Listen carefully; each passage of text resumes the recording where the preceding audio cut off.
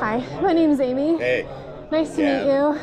Let's make some bad financial decisions together. Oh, wow, okay. That's a way to start. So yeah, that's my YouTube channel, Bad Financial Decisions. Cool, I like it. Yeah, I was like, a lot of people in the space, they try to be their, they just want to be the masters of the area, and I'm like, no, I'm just making bad financial decisions. Keep it I'm simple. good. Keep it simple. So, yeah, so you're the Chief Revenue Officer of Tidal? Right. Yeah, exactly. So Tidal's a white label ETF provider. Yes. We're a platform for issuers come to market, and right now our largest client is YieldMax. It's been a tremendous success. Yeah, you were all first to market with Tesla, right? Yeah, we were really, I would say, first to market with single stock income funds, and that was really the innovation, right? So there had been income funds for a long time. Yes. Then they started using derivatives, so there's products from, say, Global X, QYLD, right? But always on indexes, and the real innovation of YieldMax was applying the same option strategies but doing it to single stocks.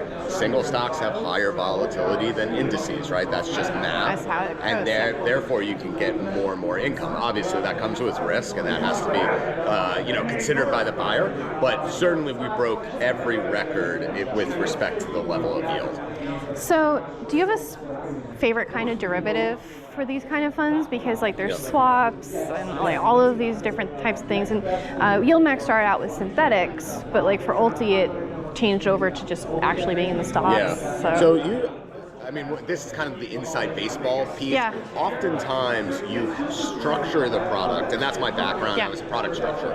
Oftentimes you structure the product not just because of how you want to do it, but regulation as well, right? Yes. So some of that is a driver of some of those decisions. So for example, with a single stock YieldMax fund like Tesla, like you referenced, there you have to synthetically get the exposure to the underlier because of IRS rules, right? It gets really dorky really, really quick, but that's actually the driver. Now with Ulti, because you have a number of securities in the portfolio, you actually have a choice to either do it synthetically or to what I would say physically replicate, which simply said is just buying the stock, right? Yeah.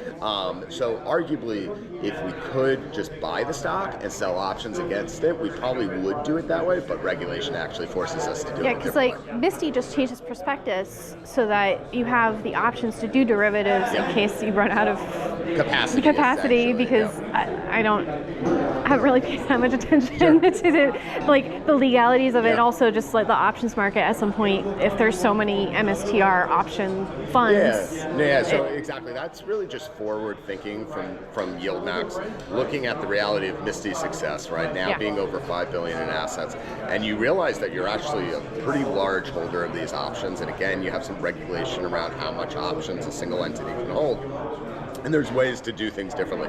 So we looked at that prospectus and we basically said, let's build in some flexibility. Even if we're not going to use it now, maybe we need it later, right? Yeah, it's better to get it in front of the regulators before you actually need it. I was really excited about you can now do more out of the money longs, the synthetics, because like if there is a long downturn market for Misty, like with the winter and everything, like you'll still lose money, it'll be more expensive, but it won't be like as devastating. Well, and I think one of the things I've learned with derivative strategies as a whole is you really do need some flexibility because there's just a lot more going on in the options markets, right? Strikes, expirations, European versus American, it goes on and on and on. And when you try to index to option strategies, you think you designed them perfectly when you did it, but then a year later or even 5 years or 10 years later, you realize something that you hadn't thought about and it becomes a problem. The advent of active ETFs means that you can write a prospectus with quite a bit of flexibility, and ultimately, what are you doing? You're just giving more power to the portfolio manager to do what is optimal for the fund and the end shareholder, right? And that's their job. That's what they should be doing. So we like flexibility, generally speaking. Yeah, so our job is to believe in the underlying. Your job is to make us money. That's right. Well, and I think you bring up an important point. Like, when you think about especially the single stock funds, right? Yeah. If you're going to buy Misty, you better like MicroStrategy, Yeah. right? So you should start there, and then you have a trade-off to make. Do I just buy MSTR, or do you like the idea of having the income generation or like harvesting volatility? And by the way, sometimes the answer is maybe you want a combination of both, right? Yes. You don't have to just buy one. You may split however much money you're going to allocate and say, I'll take half of that and half of that. Yeah, So I'm pretty sure Jay has actually said that in an interview where he's like, buy both. Yeah. If you need both, do both, because these are always going to be capped. Yeah, exactly. No matter what. And we see that with institutional owners, right? So you may have an individual that has a lot of wealth, they have a lot of exposure to a stock. Let's take NVIDIA instead, right? Let's say I used to work at NVIDIA, the company, and all of a sudden I've become wealthy, right? Because I got a lot of NVIDIA stock. Well, you want to live a certain lifestyle, you need income, but you may not want to actually sell that stock for tax reasons, or maybe you even have legal limitations. So you add an allocation of NVIDIA, you still obviously are the owner of the stock, or let's say you're still exposed to the stock, but now you get to augment just some of that growth with some income and support a lifestyle. Yeah, like as my YouTube channel was growing, I was trying to just trying to understand options. So I was doing a little bit of my own options, and it's coming back around where it's like, no, I'll just pay people to do it for me. It's it's okay to pay people to manage things that you don't want to manage. We were actually talking about this morning, and I think that's a huge part of the YieldMax story, is the adoption of options in the retail market, right, has grown quite rapidly. Some people point to COVID, some people point to zero DTE utilization. At the end of the day, the data's clear. They're using options more. Options, though, are much harder to trade, right? It's much easier to buy MicroStrategy than it is to buy MicroStrategy and sell a call spread and roll the call spread and pick a strike and all these things. So I think a lot of individuals have learned, sometimes the hard way, that actually maybe they're not educated enough on those markets to trade them themselves. And instead they can buy an ETF and again hand that over to really experienced portfolio managers. Yeah, I mean, it's not rocket science to sell a call, but you actually need a lot of money for strategy, because sure, you might have $30,000-$40,000, but do you have $1 million for it to be proportional to your portfolio? And then do you really want to put $40,000 in a single call and then it go up a bunch and you lose all your money? Absolutely. So you just have more flexibility. And at the end of the day, that's what ETFs are about. It's about giving flexibility and access to markets that retail might not have otherwise. So Tidal has funds that are leveraged, but YieldMax does not have any really right now. Yeah, I would say YieldMax as a complex, I'm thinking as you ask the question, right? There's not a single fund in the YieldMax family today that I would say has any leverage in the fund. Yes. Do you think that's something that YieldMax will get into, mixed leverage, so that, because there's a formula that's if you, for the S&P 500, the perfect amount of leverage is 1.6x, and not 2x, not 3x, 1.5% is where you want to be.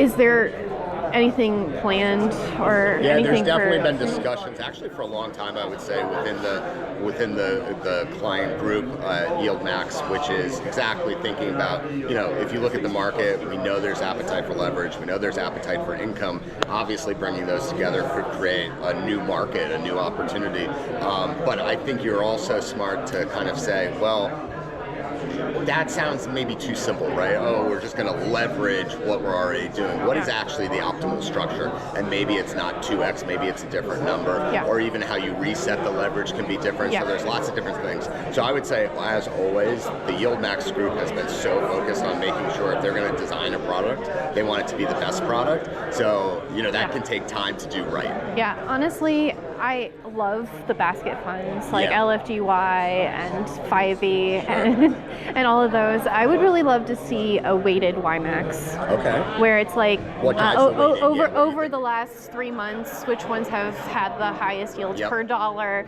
Just something that's kind of naive that we can all follow and predict what's the weighting. Got it. That way it's, and I like to overcomplicate things, but being able to say it in a sentence of oh, well, based off of, maybe you could have one that's off of price appreciation too. So and then have you got like the momentum factor in feet and 5e, right? As an example. The interesting point of like if you say, okay, let's do a weighted, and what drives the weight? Maybe it's the implied dividend distributions, which is really tied to IV. That's exactly where I was going. And IV is really a measure of risk, right? So arguably you could risk weight. Well, you could do it both ways. You could have the least risky fund, and you have the most risky fund. A barbell, or in separate funds, because you all are paying on Wednesdays. I would really love to have YieldMax every day of the week. I know he was very resistant until we got the groups. I'm trying to rethink how to get us, because we were really excited for like weeklies. And then I really liked the group. Every 4 weeks, 13 times a year. That's easy enough to remember. And I like the smoothing out, because 1 week it could be all over the place. And then we ultimately get paid less because you have to keep more back so that it's smoother. But having other new funds that are paying on different days of the week, that would give me more options. Yeah, very cool. For YieldMax. I think we've been really good at listening to the community, and that has totally driven so much of the product development. So hearing ideas like that, they always go back into the idea basket, right? And you don't be surprised if you see something that you may be inspired today. Yeah, I really hope so, because I've been thinking about all this. I'm a YouTuber.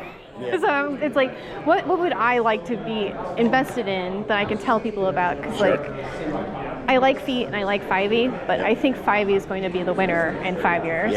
From what I am investing right now. All right, well, I'll write that down. In my bet. 5 years, we can have another interview and we'll see how it goes, right? Well, it's just because it's investing in the underlying as well. So hopefully all of those companies. More growth. It was. Because it always depends on like what the other underlings are doing. So it was just unfortunate that like Tesla was in there and tanked the whole thing. And they're like, well, now but it's fine. It's fine. But things come and go. It was really great to meet you. Nice to meet you. Thanks for taking the time, and thanks for being here. No problem. I think I'm gonna try to eat before. Oh my God, it's 1. So it's just you just grab those boxes.